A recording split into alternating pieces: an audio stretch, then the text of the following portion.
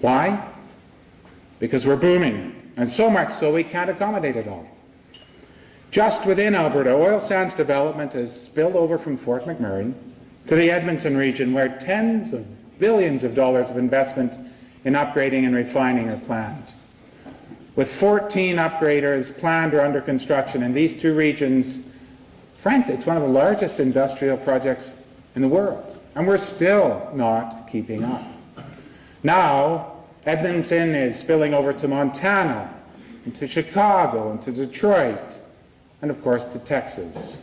And there's even talk of China someday, China. Industry now predicts that in 8 years, 1 million barrels of Alberta bitumen will be exported to the U.S. for upgrading every day. By 2015, 1 million barrels of opportunity exported every day. Bitumen upgraders are amazing wealth generators. One middle-sized upgrader will generate, get this, $600 million in provincial and federal taxes every year for 25 years. Or state and federal taxes. No wonder the Americans love them. Now, I have nothing against the good people of Borger, Texas, or the good people of Chicago or Detroit, or our neighbors right next door in Montana, for that matter, and nothing against the Chinese. But it doesn't make sense, and not just to me. At an oil sands conference just last winter, former Premier Peter Lougheed said, and I quote, "I just find it completely unacceptable that our resource involves shipping jobs down the pipeline with bitumen to the United States." Well, I say if our boom cannot sustain on its own and we have no choice but to spread the wealth beyond our borders, then why must it be north-south? Listen, everyone from Saskatchewan, why not east-west? Why can't these booms happen in places like Regina or Winnipeg or Kitimat? Why not help create additional wealth on this side of our border, our Canadian border? Ladies and gentlemen, it is time for the Government of Alberta to convene a meeting of the Western provinces with an agenda of turning Western Canada into an energy superpower, an economic tiger. It is time to sit at the table with the governments of Manitoba, Saskatchewan and British Columbia, and the federal government, and with industry and labour, to lay out a plan through which the spillover wealth from Alberta's oil sands stays as much as possible in Canada, right here in this country. Fences don't work, firewalls don't work, but as long as the Government of Alberta continues down the current path, we're severely limiting our ability to rise to the next level. When our government's usual response is, "Don't mess with Alberta," we're not protecting our future. We're limiting it. We're hemming ourselves in. We're caging the tiger. Don't mess with Alberta.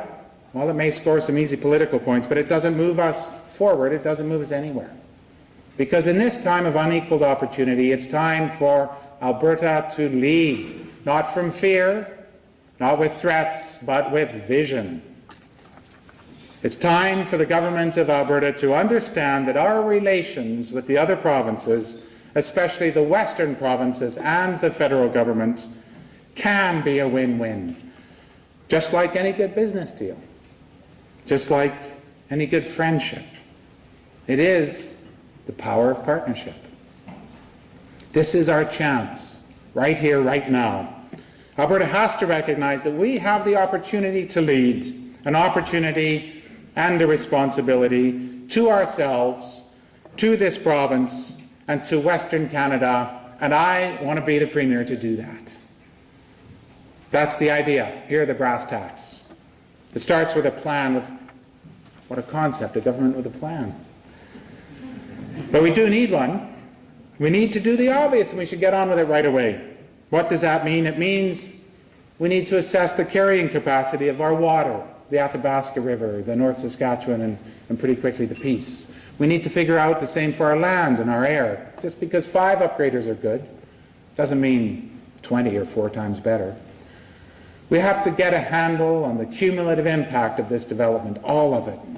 What's the carrying capacity of our labor force? What's the capacity of our roads and highways, our schools, our hospitals, our housing, our communities? It's called planning.